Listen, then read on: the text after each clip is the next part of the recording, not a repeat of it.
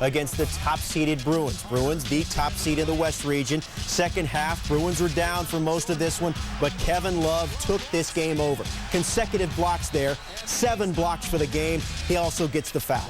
Then tied at 45, 1:38 left. Love again, 19 points, 11 boards, 7 blocks. First player with a line like that in a tournament game since '97. Back come the Aggies. Donald Sloan ties it at 49. He had 12 points. Big possession here. Huge bucket by Darren Collison, the backbreaker. He had a team-high 21, UCLA up 2. Last chance for the Aggies. Sloan on the drive. Blocked by Collison and Josh Shipp. Russell Westbrook delivers the exclamation point, and UCLA holds on to win 53-49. They advance to the Sweet 16. The one thing I love about our team is that they know in their heart they're always going to win the game. They're going to find a way. And we did not play well the first 35 minutes. That had a lot to do with Texas A&M and how well they played. They are a very, very good team. Every game in this tournament is so hard, and that's why this is the greatest sporting event in all of American sport, is because it's anybody can beat anybody. There's the little guy, the big guy. I mean, the San Diego win over UConn yesterday was incredible. The Western Kentucky win, unbelievable. That's why this thing's so great. Of 9 straight second-round games coming in, West Virginia not impressed. Second half, Alex Ruoff, the fadeaway 3, beats the shot clock. 17-6 for him. We're tied at 37. Now tied at 40. Joe Alexander, the triple try. He led all scorers with 22 points, 11 rips. West Virginia up 3. Duke missed 15 straight threes Saturday. Mountaineers took advantage. Cam Thurman there. West Virginia wins. Bob Huggins is in the Sweet 16 for the first time since 2001, and his players are happy. Duke's a great team, but I think they'd fit in well in the Big East, but they definitely wouldn't dominate the Big East. And we got a lot of great teams. I think the top 6 or 7 teams are definitely right on par with Duke. We noticed that Duke was, I can't say bad rebounding, but they gave up a lot of offensive rebounds. And, we kind of took advantage of it, and Coach kind of talked to us about it yesterday, and he said, it's easy to offensive rebound against them, and we got to play as hard as we can, and if we get there, we should get the ball and score. Well, don't sleep on West Virginia hoops. Mountaineers have made 3 NCAA tournament appearances since 2005 and have reached the Sweet 16 all 3 times. In the previous 40 years, West Virginia made 10 NCAA tournament appearances, but just 1 trip to the regional semifinals, and that lone appearance came back in 1998. Duke coach Mike Krzyzewski now on his club's early exit. I thought our team played really hard, but we did not, especially defensively, but we didn't complete the defensive exchange. And they got, 19 offensive rebounds. And to me, that was the story of the game. For the most part, in our half court, I thought we did a pretty good job, but once we got behind, we had tried to gamble a little bit, and they got in the lane, and we overhelped a little bit, and they got some open looks. We had a great year. I'm proud of our guys. And we lost to a team that's playing really good basketball, and it's a good group of kids, and played their butts off. Could it be blue times for the Blue Devils? From 1986 to 2006, Duke won nearly 80% of its NCAA tournament games and reached the Sweet 16 17 times. In the last 2 NCAA tournament appearances, the Blue Devils have 0 Sweet 16 appearances and just 1 tournament win. Our College Game Day crew breaks down Duke's decline.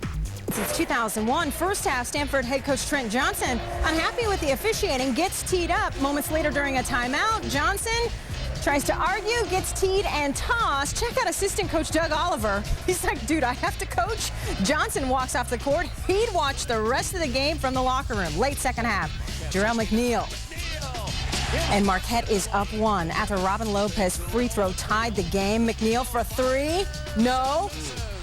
And the putback is blocked by Brooke Lopez. His only block, huge. We're going to overtime, tied at 71. In OT, Brooke Lopez dominating. 28 points after halftime. Cardinal, 5 of 8 shooting in OT. Stanford up 2 there. Then it's McNeil for 3. And the Golden Eagles are back up 1. McNeil a career high 30. Closing second. Stanford down 1. and it's Brooke Lopez. Check this out. Talk about a shooter's touch. 30 points for him. Robin Lopez, 18-9. Stanford wins and advances. Coach Johnson now on getting teed and tossed. If we're going to play this way, I think I need to stay away from the games all the time. You know, I was out of line. The bottom line was trying to fight for my kids, and there was no profanity or anything like that used, but I had been warned prior to that, and I put our team in a bad situation, and it's unacceptable. There were no magic words. Hey, look, the officials have a tough job to do, and, you know, the bottom line was the responsibility was on me, and I was out of line. And just leave it at that, if you would, please. Will you ever get ejected from a tournament game ever again? Well, I don't think I'll ever get up in a tournament game again. The Wisconsin Badgers taking on the 11 seed Kansas State, and the Wildcats and super freshman Michael Beasley, who has 27 double-doubles this season. He had another double-double on Saturday, 23 points, 13 boards, but K-State down 6 at the half. K-State 0 of 13 from 3. Badgers made 9. Trayvon Hughes, 4 of them by himself, finished with 25. Wisconsin has now won 12 straight games, 72-55. In the East, it's a 4-5 battle. Notre Dame taking on Washington State. First ever meeting between these two schools. In hoops, Derek Lowe, Wazoo's leading scorer this season, ready. Late first half, it's Lowe for 3. He beats the shot clock. Wazoo up 13 at the break. Second half, Lowe another triple. He led the way with 18. Cougars get into the Sweet 16 for the first time in school history, winning by 20. The prize for Washington State? Well, here's what you get when you hold Notre Dame to its lowest scoring output since 1972 on Saturday. Just 41 points for the Irish.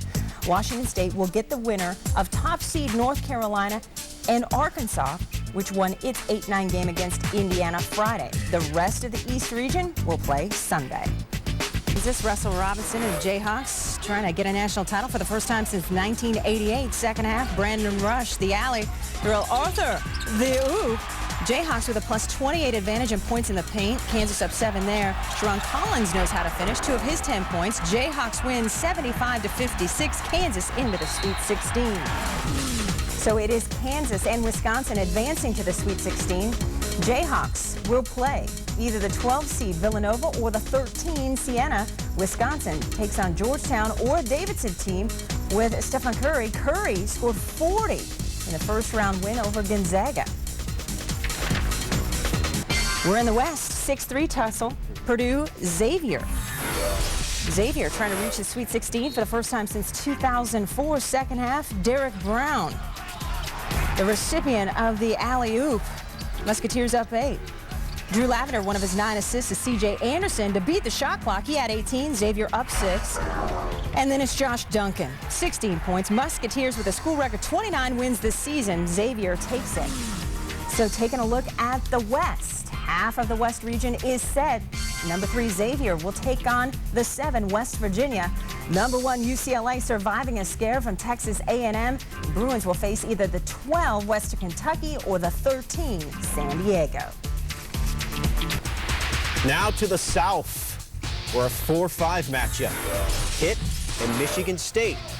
Our Bob Knight working with us, analyzing the tournament, says Pitt is going to win the whole thing, but maybe not after today. Michigan State gets 21 from Drew Neitzel, and the Spartans eliminate the Panthers 65-54. So as we take a look at the South region, Michigan State on to Houston in the Sweet 16. They get the winner of Memphis and Mississippi State. Stanford is a winner over Marquette. They get the Miami-Texas winner. That game will also be played in Houston. For more on the day that was, here's the game day crew headed up by Reese Davis. Man, taking on Georgetown and the best field goal percentage defense in the nation. Stephen was feeling that. Missed 10 of his first 12 shots, but shooters keep shooting. He buries the 3 plus the foul. Here comes Davidson on the comeback trail. His name's Stephen Curry. Get familiar. Backdoor pass from Jason Richards, who leads the nation in assists. It's all Curry doing his thing. Just getting red hot. We're tied at 60. Now instead of a 3, he goes up and under. Davidson's up 2. Next, Davidson possession. Gimme all 3 of these, and Davidson leads the 2 seed by 5. 25 of his 30 in the second half. That turns into a pass. Andrew Lovedale. Davidson knocks off mighty Georgetown. They move to the Sweet 16. Go ahead, young fella. if I didn't have confidence in my teammates, then I could have got down on myself and tried to force the issue and force up bad shots, but that's not the case. So we stayed in the game in the first half, and then it stuck to our system in the second half, and I got shots, and it kind of worked out for us. I got a very special senior class. I got a class that is Georgetown basketball, and they've done so much for this program. They are this program. They've done so much for me. You know, I just feel like I've let them down. There'll be sunnier days for JT3. That program's on the rise, but Stephen Curry has been the star of the men's basketball championship thus far. After scoring 30 in the second half in the first round against Gonzaga, Stephen comes back to score 25 in the second half against Georgetown. You combine that with his 30 points last year against Maryland in the first round, he becomes just the 6th player to score at least 30 in each of his first 3 NCAA tournament games, joining the likes of Oscar Robertson and Wilt Chamberlain. That's pretty nice company. Not a bad list. East Region, 2-seed Tennessee, 7-seed Butler, a ridiculous game. First ever meeting between 30-win teams in the second round. Second half, Mike Breen missed the layup, but Willie Beasley working like he got a 9-5. Ties the game at 63. Beasley had 11 points. Under 2 to go in overtime. Tied at 66. A.J. Graves, 6'0". Go to that place that you go, young fella, and do that thing that you do. Butler takes his first lead of the game. Under a minute left. Tied at 68. Juwan Smith finds Wayne Chisholm. Gets some of that. Chisholm 16. Tennessee by 2. Graves layup blocked by Tyler Smith. Chris Lofton with the rebound. Butler's Mike Green almost gets a steal, but Chisholm falls on it, calls timeout. Near steal for Butler. After the timeout, 30 seconds ago, Lofton finds Rumar Smith for the layup. Bruce Pearl is geek. He also got some pretty good advice from his women's counterpart at Tennessee. Coach Summit called me this morning, and she reminded me about the physical play in the tournament. And she said, you know, because she saw the game early against American, she said, just tell those guys to rebound the basketball. And I thought the way we started the game was extremely important. You know, we sent a message right off the bat that we were going to represent the SEC. And I thought we showed a tremendous determination to advance. Rick Barnes taking on former assistant Frank Haith. The story for Texas, the 2-seed, draining threes. They hit 13 of them. A.J. Abrams hit 6. He scored 26. His folks were loving it. But poor free throw shooting from Texas. They missed 10, allowed Miami to creep back within 3. Last chance, Raymond Hicks, baseball pass, batted away by Damian James. Texas can exhale. They move on. And it was a tough second round for number 2 seeds. Tennessee and Texas able to move on despite being scared, as you just saw, by Butler. And Miami, Georgetown, and Duke not so lucky as they let halftime leads against Davidson and West Virginia slip away. Reese and a couple of coaches who know the dance on why it was so wild for the 2 seeds. The Sweet 16 party, 8-seed Mississippi State trying to be the bouncer at the door who won't let them in. 2nd seed, State down 3. Charles Rhodes, nice dish to Jarvis. Bernardo for the lay-in and the foul. We're tied at 52 after the made free throw. Later 2nd, Chris Douglas Roberts. I like calling him Chris Douglas Robert. 17 points, 5 boards. Memphis up 5 after the free throw. Second half, the freshman sensation is just the plain truth. Derrick Rose, pull-up jumper, have some of that. He had 17 points, 9 boards. Memphis on a 7-0 run. 3.4 seconds left. Mississippi State down 3. Jamont Gordon, Memphis wins it, 77-74. John Calipari, holla at us about your team. Expect good things. Don't wait for bad things to happen. Expect good things. And I love the frame of mind they're in. You know, we may not be the best team. We may be one of them. We may not be anywhere near it. But I like the mental attitude of my team. They're having fun playing. They competed today against a good team and a physical team, and we march on.